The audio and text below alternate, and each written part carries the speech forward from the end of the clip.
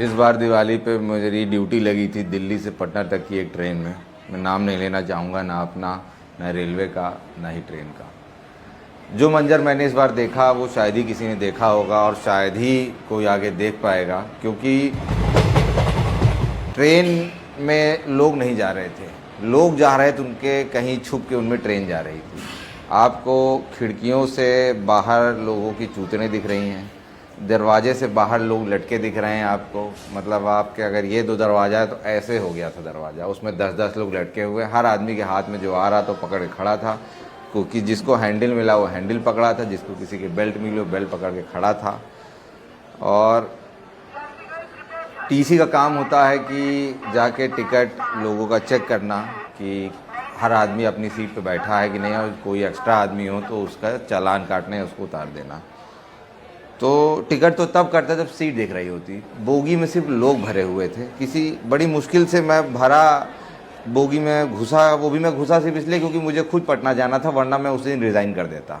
फिर ये हुआ मेरी भी दिवाली छूट जाएगी। मैं किसी तरह घुस तो गया, लेकिन घुसने के बाद मुझे पता चला कि भीड़ क्या होती है। लोग कहते हैं कि कुंभ मेले में बहुत भीड़ होती है। मैं कहा अरे एक बार दिवाली पे किसी बिहार जाने वाली ट्रेन में बैठ के देखो तो पता चलेगा भीड़ क्या होती है। चारों तरफ सिर्फ इंसान थे। मतलब बोगी का कलर, सीट का कलर आपको नहीं पता चल पाएगा। डर लग रहा था कि कहीं किसी से टिकट मांगूँ तो कोई मुझसे सीट ना मांग ले, मैं कहाँ से दूंगा।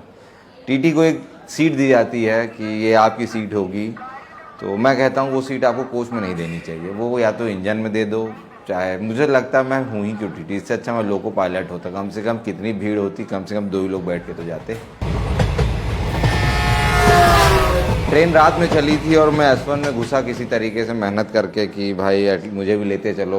शुक्र किया जो लोग बैठे हैं, गुजारिश की भाई मुझे भी अंदर ले लो, मुझे भी जाना है। किसी तरह मुझे अंदर घुसाया गया। अगले दिन में पहुंचती है ट्रेन पटना, और मैं S2 तक ही पहुंच पाया था। और चलने की जगह तो थी नहीं, तो आपको बोलना था भाई साहब मुझे थोड़ा ढकेल दो, क्योंकि भाई मुझे उठा के वहाँ रख दो। तो लोग आपको किसी तरह यहाँ से वहाँ पहुँचा दे रहे थे। और ऐसे में महिलाओं की सुरक्षा की बात हो रही थी कि पुलिस को देखने जाना था, कुछ हो तो नहीं रहा है। अब उस डब्बे के अंदर जो हो रहा है, जो होगा, वो उन्हीं लोग को पता है। ना वहाँ पुलिस पहुँच सकती, ना टीटी पहुँच सकता, ना वहाँ आर्मी पहुँच सकती है। कोई नहीं पहुँच सकता उन डब्बों के अंदर जब तक वो ट्रेन खाली नहीं हो जाती।